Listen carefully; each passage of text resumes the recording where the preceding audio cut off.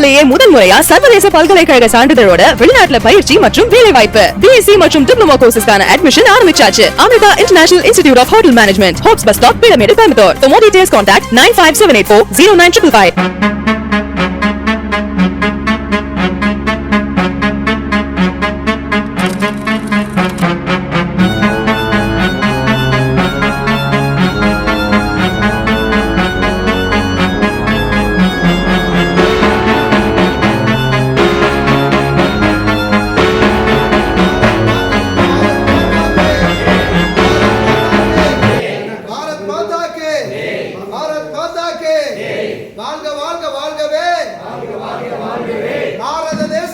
காஷ்மீர் பகல்காம் பயங்கரவாத தாக்குதலுக்கு பதிலடி கொடுத்து இந்திய மக்களை காப்பாற்றிய இந்திய ராணுவ வீரர்கள் மற்றும் பாரத பிரதமருக்கு நன்றி தெரிவிக்கும் வகையில் ஸ்ரீ நாகசக்தியம்மன் தியான பீடத்தில் நிலவேம்பு சித்தர் ஸ்ரீலஸ்ரீ பாபுஜி சுவாமிகள் தலைமையில் இந்திய தேசிய கொடி ஏந்தி பேரணி நடைபெற்றது.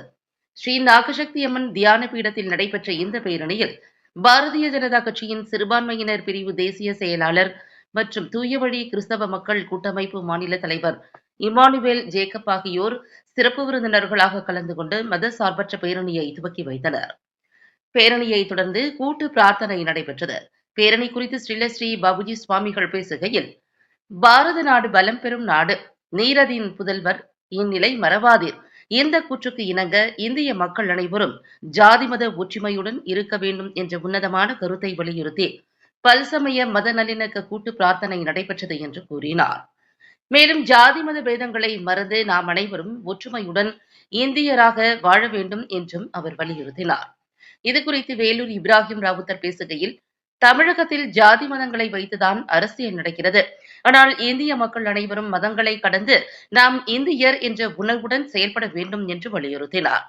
பகல்காம் தாக்குதலுக்கு பதிலடி கொடுத்த பயங்கரவாதிகளின் கூடாரங்களை அழித்த இந்திய ராணுவத்திற்கு நன்றி தெரிவிக்கும் வகையில் பல்சமய மத நல்லிணக்க கூட்டு பிரார்த்தனை ஏற்பாடு செய்த ஸ்ரீலஸ்ரீ பாபுஜி சுவாமிக்கு எனது மனமார்ந்த நன்றிகளையும் வாழ்த்துக்களையும் தெரிவித்துக் கொள்கிறேன் என்றார். இதுகுறித்து ஃபாதர் இமானுவேல் ஜேக்கப் கூறுகையில், இயேசு பிரான் கருணை மிக்கவர். அவரை போலவே நமது இந்திய தேசமும் அன்பும் கருணையும் மிக்க நாடு. எனவே நாம் அனைவரும் ஒற்றுமையுடன் வாழ வேண்டும் என்றார். மேலும் பயங்கரவாதிகளின் தாக்குதலை இறைவனின் திருவருளால் முறியடித்தோம் என்றும் அவர் கூறினார். இந்நிகழ்ச்சியில் தமிழ்நாடு பாண்டிச்சேரி விஸ்வகர்மா சமூக கூட்டமைப்பு மாநில துணைத் தலைவர் கமல்ஹாசன், மாவட்ட பொறுப்பாளர்கள் மோகன்குமார், அரிசிக்கடை செல்வராஜ், நந்தகோபால், கெம்பட்டி காலனி நடராஜ், தாண்டவன் ஆச்சாரியார் மற்றும் கோவில் நிர்வாகிகள், உறுப்பினர்கள், பொதுமக்கள் உட்பட ஏராளமானோர்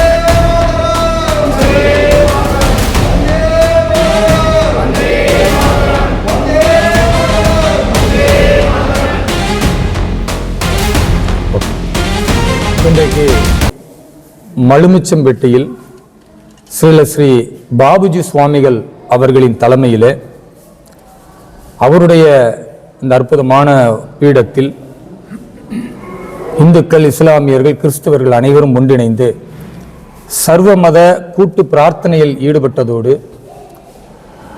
அடிப்படையில் நாம் எல்லாம் பாரத தாயின் பிள்ளைகள் என்ற அந்த உணர்வோடு வந்தே மாதரம் என்றும், ஜெய்ஹிந்த் என்றும், பாரத் மாதா கி ஜெய் என்றும் இந்த தேசத்தின் மந்திரங்களை மொழிந்து ஒன்றுபட்ட உணர்வு பூர்வமான ஒரு பாரதத்தை மீண்டும் கட்டி எழுப்பிய நம்முடைய இராணுவ வீரர்களுக்கு மரியாதை செலுத்தும் விதமாகவும், இந்த போரில் உயிர் நீத்த இராணுவ வீரர்களும் அப்பாவி மக்களுடைய அந்த குடும்பத்தார் மன அமைதி பெற வேண்டியும், இறந்து போனவர்களுடைய அந்த இழப்பை இறைவன் அந்த குடும்பத்தாருக்கு விரைவில் சீர் செய்து தர வேண்டும் என்ற எண்ணத்தோடும் அற்புதமான ஒரு கூட்டு பிரார்த்தனையை இங்கு நடத்தினோம்.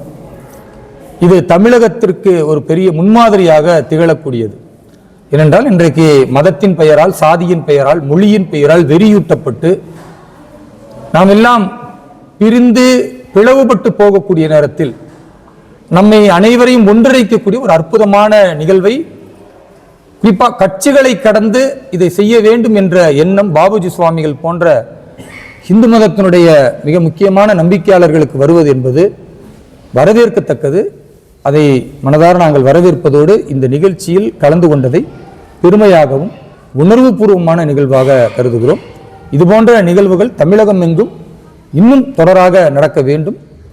எங்களுடைய பாரதிய ஜனதா கட்சியின் சார்பாக ஒவ்வொரு மாவட்டத்திலும் மூவர்ண கொடியை ஏந்தி நாங்கள் இந்த பிரச்சாரத்தில், இந்த பேரணியில் கட்சியாக இல்லாமல் ஒட்டுமொத்த மக்களையும் இணைத்து கொண்டு அந்த பேரணியை நடத்துகிறோம். அனைவரும் அந்த பேரணியிலும் இணைந்து நம்முடைய தேசப்பற்றை மீண்டும் ஒரு முறை எழுச்சியோடு வெளிப்படுத்த வேண்டும் என்று ஊடகங்களின் மூலமாக மக்களுக்கு நான் அன்பான பணிவான கோரிக்கை விடுக்கின்றேன். நன்றி.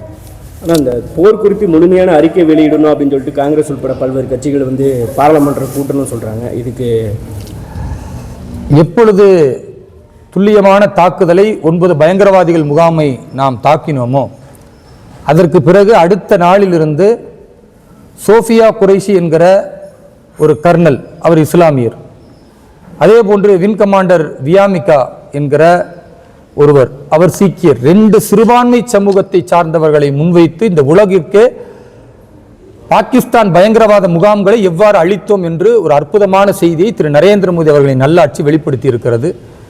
அதே போன்று எப்பொழுது அவர்கள் போரை நிறுத்துவதற்கு நம்மிடத்தில் மண்டியிட்டார்களோ அந்த போரை நிறுத்தியதோடு அதுவரை பாகிஸ்தானில் எங்கெல்லாம் நாம் தாக்குதல் நடத்தி இருக்கிறோம், அவர்களுக்கு எவ்வளவு இழப்புகளை உண்டாக்கி இருக்கிறோம். குறிப்பாக ஜெய்ஷே முகமது என்ற பயங்கரவாதத்தினுடைய தலைவனாக இருக்கிற மசூர் ஆசாத்தினுடைய குடும்பத்தின் மீது நடத்திய அந்த துல்லிய தாக்குதலில் அந்த குடும்பத்தினர் எத்தனை பேர் இறந்திருக்கிறார்கள் என்ற செய்தியெல்லாம் ஆதாரத்தோடு நாம் வெளியிட்டு இருக்கிறோம். அதை பாகிஸ்தானும் மறுக்கல. இந்த வேளையில் இந்த எழுச்சி மிகுந்த ஒரு அற்புதமான தேசத்தின் பற்றை வெளிப்படுத்தக்கூடிய மக்கள் இருக்கிற அற்புதமான சூழல்ல மீண்டும் காங்கிரஸ் தேசத்திற்கு எதிராக, தேசத்தின் இந்த தாக்குதலுக்கு எதிராக பிரிவினைவாதத்தையும் பயங்கரவாதிகளுக்கு ஆதரவான ஒரு குரலையும் திரு ராகுல் காந்தி போன்றவர்கள் வெளிப்படுத்துவது அவமானகரமானது. அந்த கட்சிக்கே ஒரு மோசமான முன்னுதாரணத்தை ஏற்படுத்தும். ஆரம்ப காலத்தில் அவர்களெல்லாம் சுதந்திர போராட்டத்திற்கு பாடுபட்டவர்கள் என்று தங்களை சொல்லிக் கொண்டிருந்தார்கள். இன்றைக்கு பாகிஸ்தானின் ஊதுகுழலாக காங்கிரஸ் செயல்படுகிறது என்பது வன்மையான கண்டனத்திற்குரியது. இதுபோன்ற பேச்சுக்களை காங்கிரசார் தவிர்க்க வேண்டும். அவர்களும் மூவர்ண கொடியேந்தி பேரணிகளை நடத்த வேண்டும் என்பதுதான் எங்களுடைய கோரிக்கை.